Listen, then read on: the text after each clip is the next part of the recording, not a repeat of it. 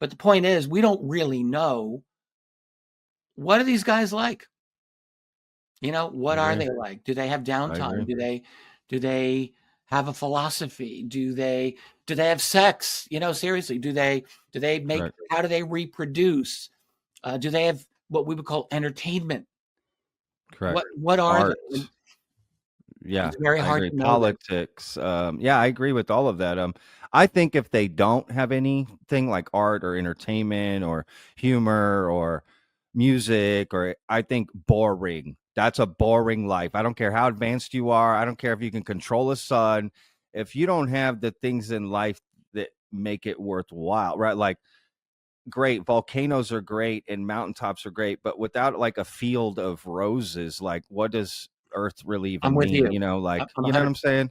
And even the Like, people who will say, like, "Oh, I had this wonderful experience, telepathic download, or I met in person some wonderful," like, you don't really get a sense of their aesthetics or of their art or their creation or their music yeah, or anything like that. And, we're getting into abduction theory here, but with Jacob's work, uh, his conclusion was that these beings are kind of sociopathic, and they're not actually, uh, they don't create, they learn from us to create things like music or any kind of art or creative expression. His take, again, people can accept it or not, is yeah, of that course. they're messed up, and we would not want to hang out with these people, these beings, left to our own Jesus, devices. that That's his sounds that's his horrible. I mean, that conclusion. just sounds horrible to me. One, I just think music, that's impossible. Other species are going to find music is natural. They're literally sounds that happen. We didn't invent music. We discovered music. It's Yeah, like math. We don't invent math. We discover math. These are things that it's out there. I'm a musician. I play music. Like, these are just natural sounds that can be made in the real world and are found in the real world. Everything has a sound, a frequency to it, right? Like, and totally. music is Yeah. just putting that together in some sort of performance, right? And I don't know. I just find it like, how do you not have life without this sort of art or entertainment? Or it's like appreciating art is really just an expression of the life being, right? That's art, right? You're just expressing inside, and then we all get to enjoy that expression that you had. And I think, how is that not like everywhere across the universe, with all the different life, that they wouldn't have art, music, and I don't Creative know. aesthetic expression, Yeah, yeah, because you want to create something beautiful. sure. I And I art doesn't have to be, I mean, this is going to It sound doesn't have to weird. be beautiful, I guess, right? Yeah, well, what I mean is even war could be an expression of art. I hate to say that, but Well, it's like we you're talk about the art expressing. the art of warfare. Yeah, there you go. I mean, it's kind of like, yeah, exactly. I'm a huge fan of It's boxing. It's my favorite thing to watch at night, and that is an art. To me, a boxing match is I like a agree. it's like a painting in motion, and It's everyone a is a unique dance, right? expression. Yeah, It's I'm with absolutely you. fascinating. So, yeah, you can look at art 100%. in a variety of ways. Yeah, I just think, how we wouldn't have those things. You know, I guess I hear so many stories of, like you said, people having just a close encounter, the first kind, second kind, third kind, right? You would go down the line. And I just really, what I spend a lot of time speculating on is, what are these beings? What are they like? What do they do on their home planet or wherever they're from, dimension, time, whatever? Um, yeah, what does their society look like? What are they doing? Because to me, it helps me try to understand their motivations for being Well, here. one Why are thing they here on Earth? I would say, if you wanna know what they're like, let's speculate about our own future as far into the head as we can.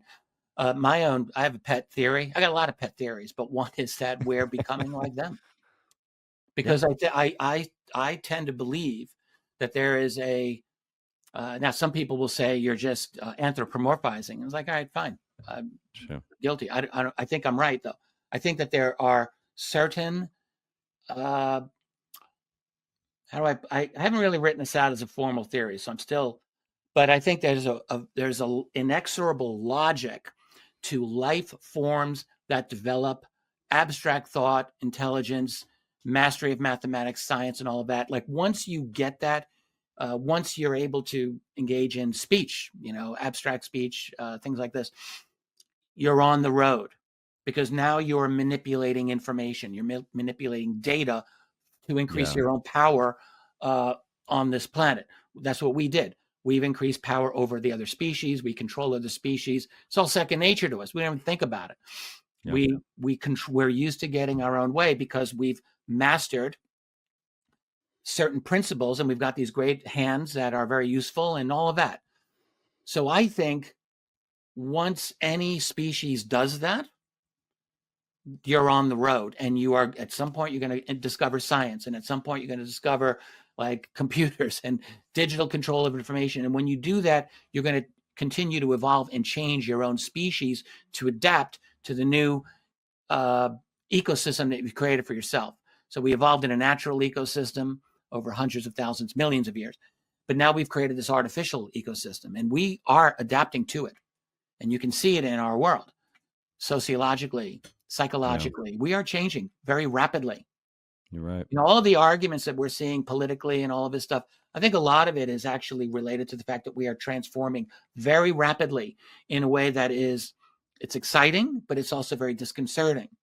And now you're in a world where people are staring at their phones 24/7. Yeah.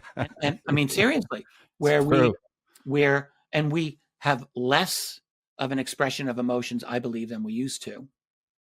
I mean, emotions are the literal initial first language ever. You're How are right. you going to express to some other being before you have spoken words that this is good or bad or whatever? You're going to do through emotion Sure. and facial expressions. So that's our initial communication. We're moving away from that.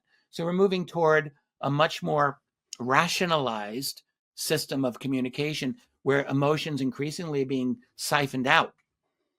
I mean, people still get angry, they get furious and all of this, but you can see, generally speaking, it's happening.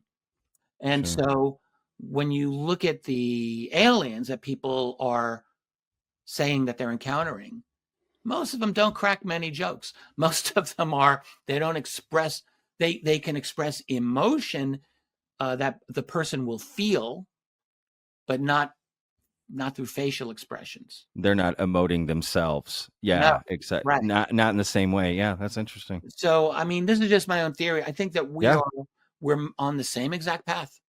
They've just, Yeah. there's Like, several it seems inevitable that life eons just ahead. goes down that path is what you're saying, no matter Yeah. what. If we were on Once another planet, that makes sense. you get a certain type of intelligence, Sure. then I think you become, in a sense, a slave to that intelligence, because you need that intelligence for your own survival. It's like once you develop fire, Yeah. it's like you can't live without it. Yeah, your ancestors lived without it. They figured out a way. But now that you've got it, now you're moving into northern climates. You got to have the fire.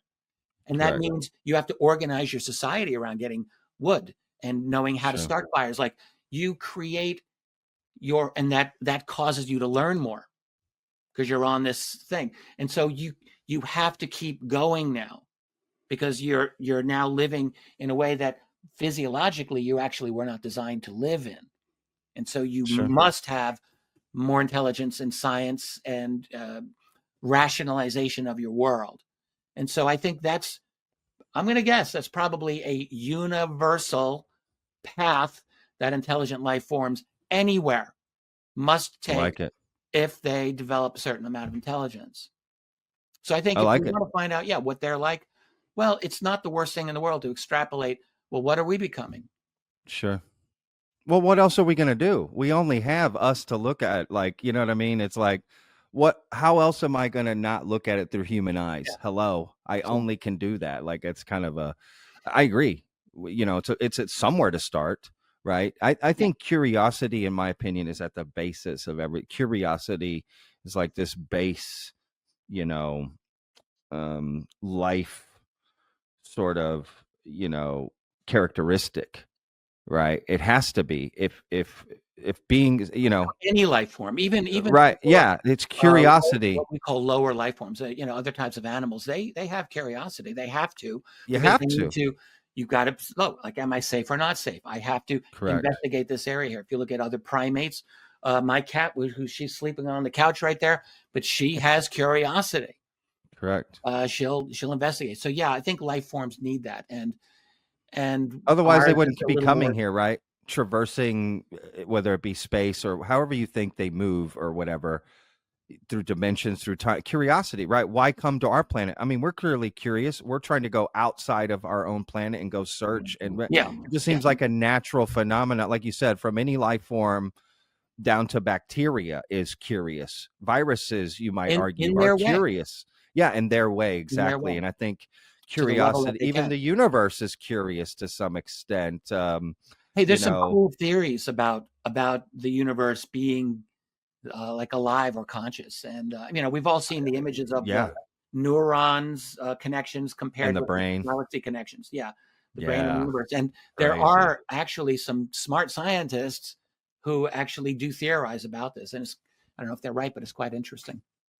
Super interesting. Well, we just don't know the scale at which we're living, right? We don't know, are we big in the universe? Are we small? Are we inside another universe, right? Like our universe, like we don't know That the scale of things, you know? And that's interesting to me, where we are on the scale, on the ladder scale, right? Like how big do things get and how I small we think we found, but we don't know, right? That's interesting. there's a writer 400 years ago, Blaise Pascal. He was a genius. He actually he said the same thing. He said, we're right in the middle. Like if you go all the way down, because by the early 1600s, I think when he was writing, they were aware, you could get pretty tiny. And he said, or massively large, like we're in a good place.